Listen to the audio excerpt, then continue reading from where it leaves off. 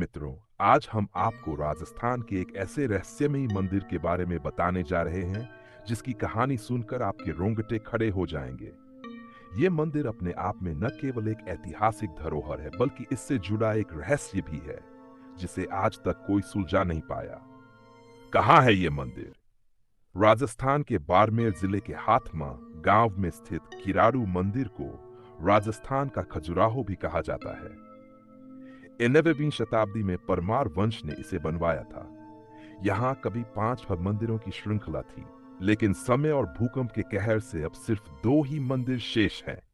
एक भगवान शिव को समर्पित और दूसरा भगवान विष्णु को। मंदिर की दीवारों पर उकेरी गई अद्भुत पत्थर की कलाकृतियां आपको हजारों साल पीछे ले जाती हैं। लेकिन इस मंदिर की असली पहचान इसकी भव्यता नहीं, बल्कि इसका खौफनाक रहस्य है। मंदिर का रहस्य। श्रापित गांव। कहते हैं आज से 900 साल पहले इस क्षेत्र में परमार वंश का शासन था। एक दिन एक सिद्ध साधु अपने शिष्यों के साथ इस गांव में आए। गांव वासियों ने साधु का खूब सत्कार किया, लेकिन जब साधु यात्रा पर चले गए तो उनके पीछे रह गए शिष्य गंभीर बीमारी से ग्रसित हो गए। चौंकाने वाली बात यह थी कि पूरे गांव में कोई भी उनकी मदद के लिए आगे नहीं आया।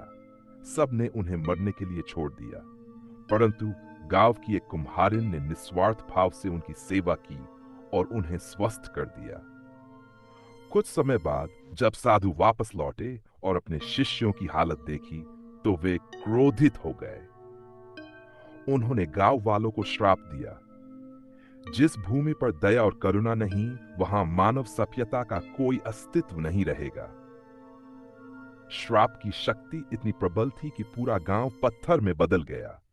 लेकिन उन्होंने उस कुम्हारिन को श्राप से मुक्त रखा और उसे आदेश दिया कि सूर्यास्त से पहले गांव छोड़ दे और पीछे मुड़कर ना देखे। पर कुम्हारिन ने कर दी गलती।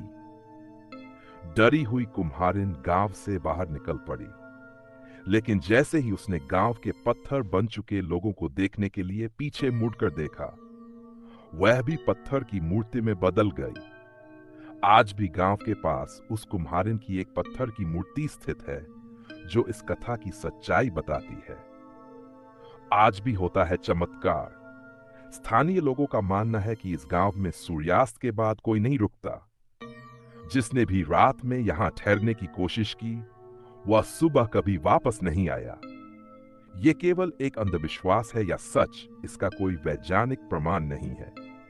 लेकिन भारतीय पुरातत्व सर्वेक्षण ने भी इस जगह को लेकर कोई विशेष अध्ययन नहीं किया।